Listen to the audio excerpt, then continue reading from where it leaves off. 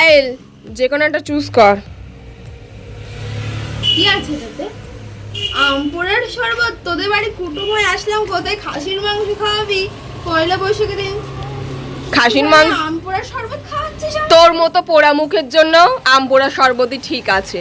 আর যদি বেশি কিছু খেতে চাস যে শরীরের পিছন কামড়ে খাকে। ঠিক আছে তাই খাওয়া।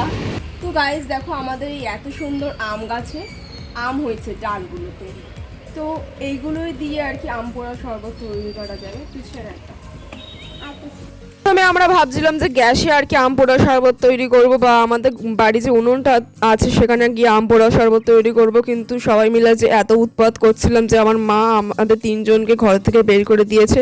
তাই দিদা একটা উনুন করে দিয়েছিল, সেই উনুনে আর কি আমরা আম পোড়া শরবত তৈরি করবো। এবং এই যে শিকগুলো তোমরা দেখতে পাচ্ছ, এই শিকগুলো হচ্ছে কিনা আমাদের আগের যে বাড়ি রড ছিল সেই শিক, এগর ট্যাগর শিক।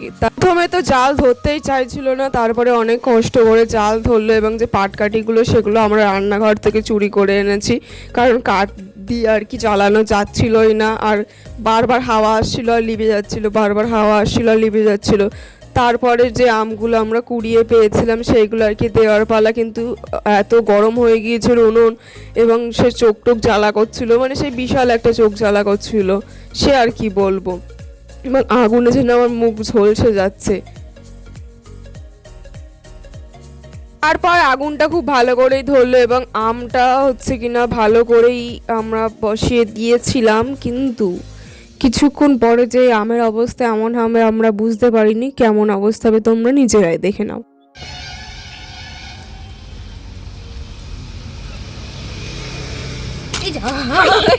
সব পুড়ে গেল রে, সব পড়ে গেছে।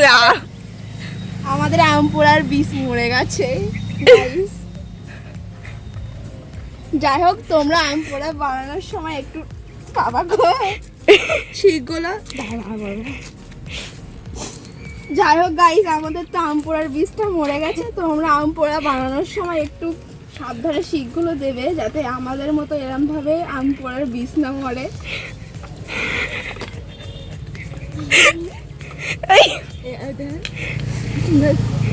মরবে না আম পোড়াটা এমন বীজ মরেছে যে বীজ তোলা যাচ্ছে না। যাই হোক গাইস, আজকে আম পোড়া তো হেভি জমবে, আমাদের আম পোড়ার শরবত তো হেভি জমছে গাইস। চলো যাই হোক আম পোড়ার শরবত খাবো, তাড়াতাড়ি করে যাওয়া যাক আম পোড়ার শরবত খাবো। তো গাইস দেখো আম পোড়াতে পারলাম না, অথচ তার আগে ওদের দুজনের কামড় মারা হয়ে গেছে। তো যাই হোক,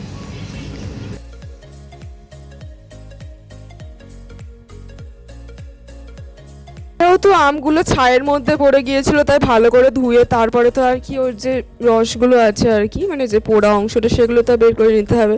তো সেটাই করছিলাম, এবং ওরা এত হতচ্ছাড়া যে ওই পোড়া ছাই মাখা অবস্থায় আর কি সব কিছু খেয়ে নিচ্ছিল। তারপরে একটা সব থেকে ইন্টারেস্টিং জিনিস হচ্ছে হুইস্কি খাওয়ার বোতলে, সরি গ্লাসে আমরা আম পোড়া শরবত খাচ্ছি। মানে এটা কি সত্যি ভাবা যায়? আমি তো ভাবতে পারছি না। আমরা দেখতে পাচ্ছিলে যে তিনজন মিলে আমরা ভিডিও করছিলাম, কিন্তু তার মধ্যে একজন তেজ করে চলে গিয়েছে, মানে ঝগড়াঝাটি করে চলে গিয়ে ঘরের মধ্যে বসে বসে কাঁদছে, আর আমরা দুজন মিলে এখানে ভিডিও বানাচ্ছি। তো যাই হোক, যে মশলাগুলো দেওয়ার সেগুলো তো দিয়ে দিলাম, জিরে, লঙ্কা, এবং হচ্ছে কিনা গন্ধরাজ পাতা, মানে গন্ধরাজ লেবুর যে পাতা সেইটা, এবং বিট নুন দিয়ে দিলাম। এবং এটা না সত্যি কথা বলতে ভীষণই টেস্টি হয়েছিল। আমি এটা প্রথমবার খাচ্ছি, এবং এটা কিন্তু আমি অবভিয়াসলি ইউটিউবে দেখেছিলাম, কিন্তু এতটা যে এক্সপেকটেশনের বাইরে চলে যাবে খাবারটা আমি বুঝতে পারিনি। আবার হুইস্কি খাওয়ার গ্লাসে খাচ্ছি, মানে বুঝেই দেখো আলাদা লেভেলেই আর কি এটা যাচ্ছে। তো যাই হোক, পায়েল কিন্তু মানে কি বলবো, ভিডিও বানানোর সময় পর্যন্ত খেয়ে নিচ্ছিল, এরকম একটা, মানে শেষ পর্যন্ত রাখছিলও না। তোমরা যদি খেয়াল করো পায়েল যে গ্লাসটা নেমে পড়ে তার মধ্যে কিন্তু অর্ধেক শেষ।